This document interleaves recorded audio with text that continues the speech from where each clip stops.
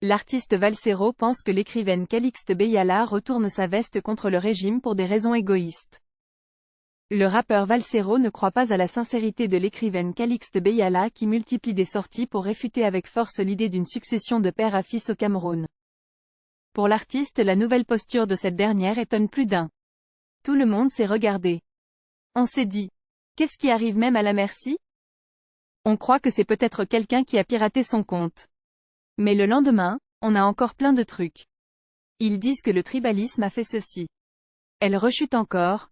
Le Cameroun n'est pas une cacaoyère, le Cameroun n'est pas une plantation de bananes, a-t-il déclaré. Valsero pense que l'écrivaine Calixte Beyala n'a pas le droit de parler au nom du peuple meurtri.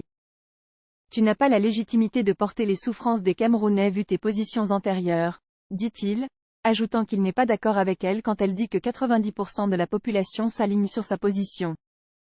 Il soutient plutôt l'inverse. Il faut faire attention Calixte Beyala.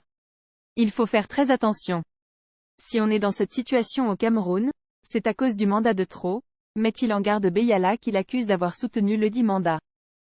Il l'accuse encore d'avoir utilisé la justice pour faire emprisonner Paul Chouta. Et étant donné que l'écrivaine a récemment affirmé qu'elle n'appartient pas au RDPC, Valsero lui indique que ce n'est pas parce qu'on n'a pas la carte de ce parti qu'on n'y milite pas. Quand vous allez maintenant bien lire les posts de Calixte Beyala, vous allez voir dedans de la frustration, de la colère, de l'énervement. Mais il n'y a aucune indignation, aucune compassion, aucune empathie, affirme-t-il. Il faut avoir l'honnêteté intellectuelle d'assumer qui vous êtes, lance-t-il à l'endroit de celle qu'il décrit comme une frustrée du système. Tout en affirmant que Calixte Beyala ne pense pas ce qu'elle écrit dans ses posts, il lâche. Tu attendais quelque chose que tu n'as pas eu et tu es énervé. Découvrez les dernières nouvelles captivantes du Cameroun en vous abonnant à notre chaîne. Grâce à notre équipe de journalistes talentueux, nous vous offrons une couverture complète et impartiale des événements locaux et mondiaux. Rejoignez notre communauté pour rester informé et impliqué en vous abonnant dès maintenant. Selon Marlène Mvutu, le journaliste finissait par se retourner contre tous ceux qui lui venaient en aide.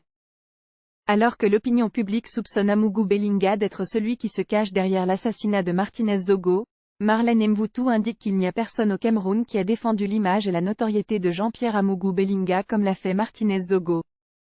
Tout comme il y a personne au Cameroun qui n'a soutenu financièrement Martinez Zogo comme l'a fait Amougou Bellinga, il lui a tendu la main quand tout le monde le vomissait.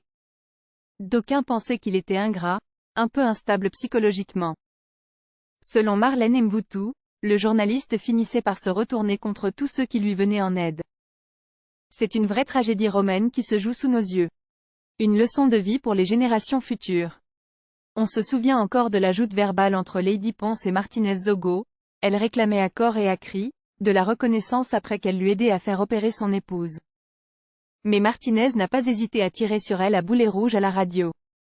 C'était Martinez, on l'aimait ou non, il est mort, de manière très tragique, nous devons respecter sa mémoire. L'ancienne candidate à la présidence de la FECAFOOT trouve qu'il est vraiment indécent de s'immiscer dans cette enquête judiciaire. Au point d'en faire une preuve de loyauté. Toutes les personnes inculpées dans le cadre de cette affaire ont, plus que jamais, besoin de calme et de sérénité pour construire leur défense et prouver leur innocence devant la justice. Mais, sache qu'il existe, même dans la nature, des grands arbres qui ne permettent à aucune herbe de pousser près d'eux, indique Marlène Mvutu.